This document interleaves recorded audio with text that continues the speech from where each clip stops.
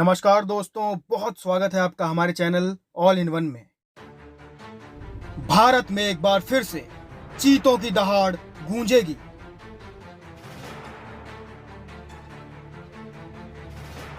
भारत में एक बार फिर से चीते की रफ्तार देखने को मिलेगी।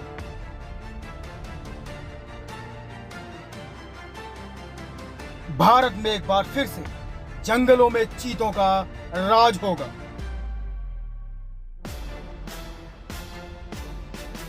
अफ्रीकी देश नामीबिया से 8 चीते भारत लाए गए हैं।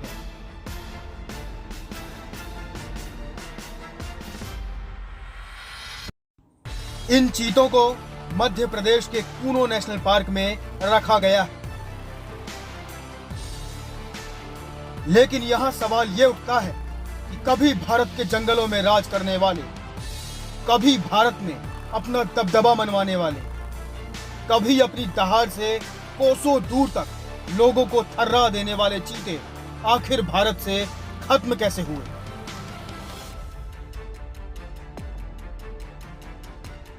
कैसे हजारों की संख्या में रहने वाले चीते एकाएक गायब हो गए?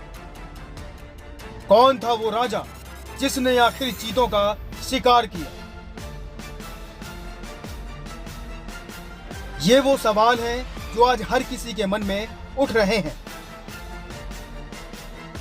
आज हम आपको इन्हीं सवालों के जवाब डिटेल में बताएंगे। कभी भारत के जंगल चीतों से भरे रहते थे। चीतों के बारे में जानकारी रखने वाले लोग दावा करते हैं कि चीता शब्द संस्कृत के चित्रक शब्द से आया है, जिसका मतलब होता है चित्तीदार।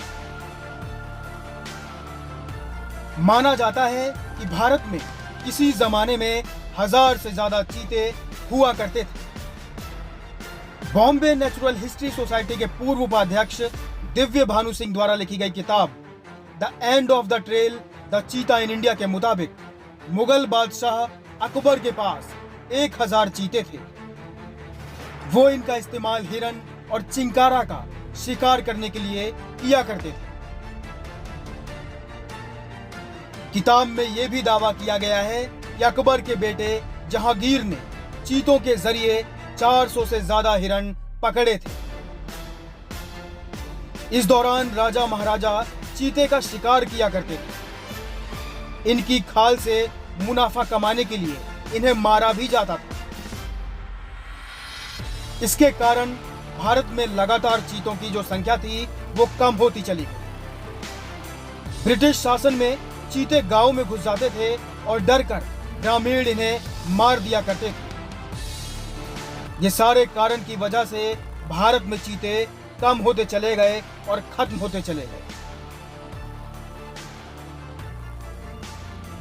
अब आपको बताते हैं कि भारत से आखिरी चीतों को किसने खत्म किया था।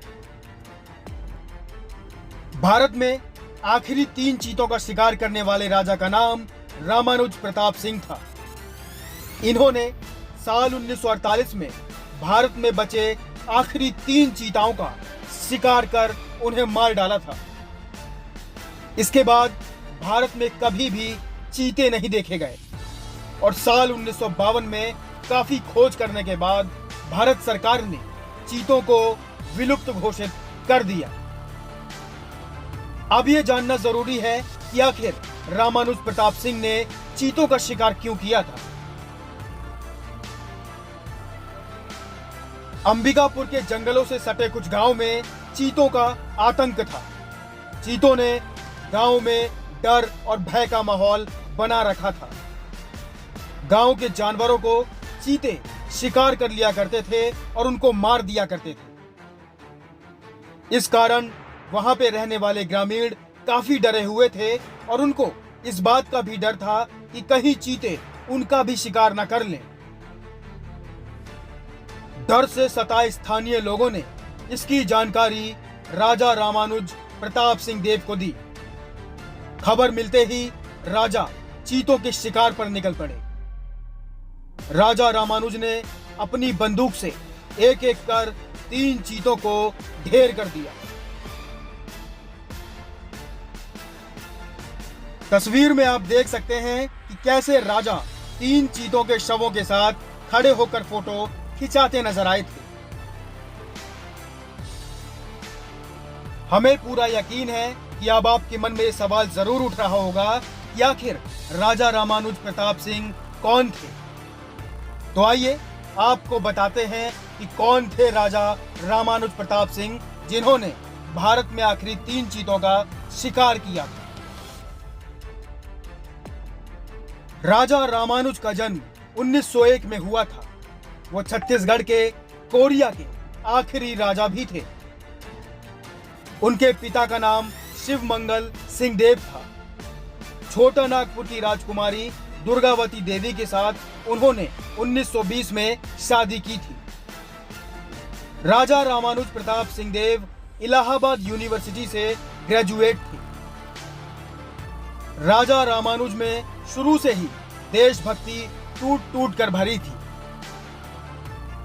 साल 1931 में लंदन में हुए गोलमेज सम्मेलन में उन्होंने महात्मा गांधी के साथ हिस्सा भी लिया था।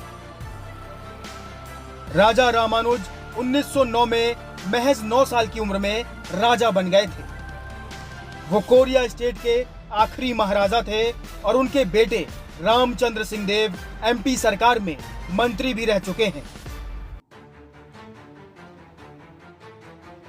तो देखा आपने कैसे भारत से चीते विलुप्त हो गए और उसके पीछे क्या क्या वजह रही। हालांकि अब एक बार फिर से चीते भारत में आ गए हैं और ऐसे में हर किसी को उम्मीद करनी चाहिए कि अब भारतीय जंगल एक बार फिर से चीतों की दहाड़ से गूंजेंगे। आज की वीडियो में बस इतना ही।